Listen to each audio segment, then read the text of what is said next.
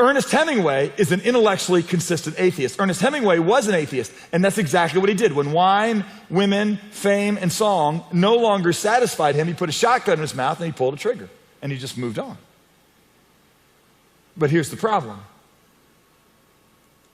Ernest was making a wager that he was right in his philosophy. And I would have begged him to listen to his heart that told him there was more to this life than just wine, women, and song. And that, in fact, death is not an end, it's an eternally fixed beginning. And I would have told Ernest, don't do that. By the way, that's why suicide is the greatest lie of the deceiver who doesn't want you to know the God that created and the God that is good. Because what he'll do is he'll tell you, don't listen to God, don't follow God. Look at all the chaos in the world. Look at all the narrowness of God's claims. Look at some of the inconsistencies. He says this in the Old Testament, no one does that anymore. Now he's got these new ideas and all the different kind of stuff we're going to deal with you. Science is much, much more reliable than this faith system and everything that we'll try and help you with in the weeks ahead. But here's the deal. What he'll do is he'll tell you to do what you want to do, right? The Satanic Bible, the main idea in it is do what thou wilt, right? Jesus would tell you that the golden rule is do unto others as you want them to do unto you. By the way, Confucius said it backwards. Confucius said, don't do to others what you don't want them to do to you.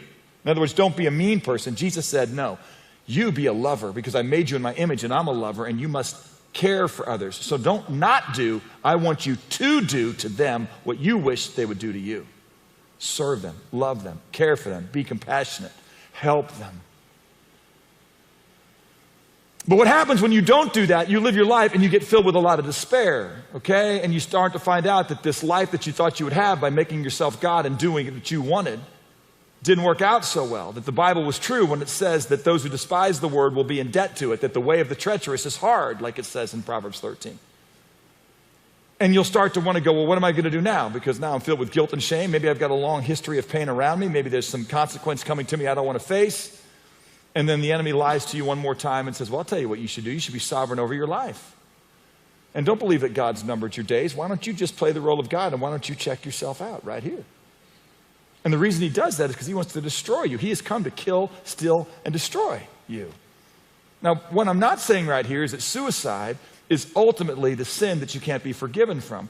But what happens is the scripture does say that it's appointed for man to die once, and after this comes judgment. And if you're a person who's made a decision that there is no God, and you shouldn't follow him, and you're going to do what you want, right down to checking out when you are experiencing pain, then what he's trying to do is close the deal on the destruction that he has in mind for you. Which is why God is always saying, he who confesses and forsakes his sin will find compassion, but he who conceals it will not prosper. And so come. The solution to the atheistic, naturalistic mindset is just, hey, grin and bear it. Hope you get more good than bad, but shut up and take it. That can be one solution for evil. They don't have a problem with evil because in many ways there's some of that Einsteinian idea of just deterministic evil that's in this world, and off they go. The second group is a deist. I'll do this very quickly. One of the things that you could say if you really try is you could evaluate the deistic idea. A deist is basically, in my mind, it's a chicken atheist. They really don't want to be an atheist, but what they say is we may as well be here without God because what God did is he created the world and then he just left it. Determinism has some relationship to this, but it's the idea that what goes on out there is just what's going to go out there, and they wouldn't necessarily believe like Einstein that men are like wind-up toys and some do this and some do that. What they would say is that men were here and they've just got to figure it out. And so the idea of the Enlightenment or rationalism would fall up underneath this, and the solution that they would offer for evil is education and advancement. And what we really need to do is we work our way through this, that the God who was good, who created us and left us in a good place, we screwed it up, and now we just got to figure it out on our own, okay? We're just here in this lab of life by ourselves. There's no one to rescue us. And so education and advancement is the best way to go about this. Some people might even say what we got to do is get rid of people that are not perfect and manage it that way. And so we get into eugenics and other kinds of things like that. Here's the problem. Would you guys agree with me just for a second that we've advanced in technology and science and industry? That we've advanced intellectually over the last couple of thousand years? How many of y'all think this is a better place? Is it working?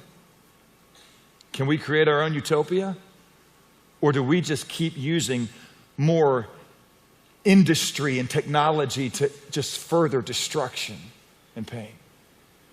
Frankly, we use some of it to numb ourselves from the reality that pain is there, and that's one of the most dangerous things that you can do. Because pain is a gift, and I'm going to explain that. I'm going to tell you that there is a purpose to evil. Remember the very first little syllogism I said in this little section right here, which is that there is no good purpose for evil and suffering? I'm going to tell you there is a good purpose for evil and suffering. And some of you are in this room tonight, and you're very empty, and you're very alone, and you're suffering, and you're angry at God. And I'm going to tell you, this is not God's problem. Pain and suffering is God's gift to you. This is what it says in the Proverbs. It is not good for man to be without knowledge. He who makes his haste with his feet errs. The foolishness of man subverts his way, and then his heart rages against the Lord. Some of you guys are here and go, why am I pregnant? Why do men use me this way? Why is my life filled with despair? Why can't I get out of bed? And God's saying, because you're living a life that's going to always steal joy from you, because you're not listening to the one who loves you. And that pain that you're experiencing is a gift. It means something isn't as it should be. By the way, I'll just prove this to you. When something's working, you don't think about it. How many of you guys got here tonight and had no car trouble? Right? A bunch of you guys. You didn't think about your car at all. You didn't think about your tires. You didn't spend any time thinking about it. Anybody here have a flat on the way here? Anybody here have car trouble today? Raise your hand in this room. Okay? A couple of you guys, right? You thought about your car, didn't you? You worried about your car. You spent time because my car isn't right. When you are focusing on something, look, if you stub your toe, what all of a sudden you think about? Everything in you. Like, I am thinking right now about my pinky toe. That's all I'm thinking about is my pinky toe. That pinky toe, the one that's going, that one. I'm thinking about it because it's not working correctly. So let me just tell you something. Do you know why you're thinking about yourself so much? Because yourself is broken. It's not operating the way it was designed to operate. You focus on yourself, your ego is wounded. And so you're trying to fix it. And what God is going to say is, hey, it is broken and it is wounded, but why don't you not think about how to fix it? Why don't you listen to the one that created it? I didn't break it, you broke it, but I can fix it because I'm a gracious God.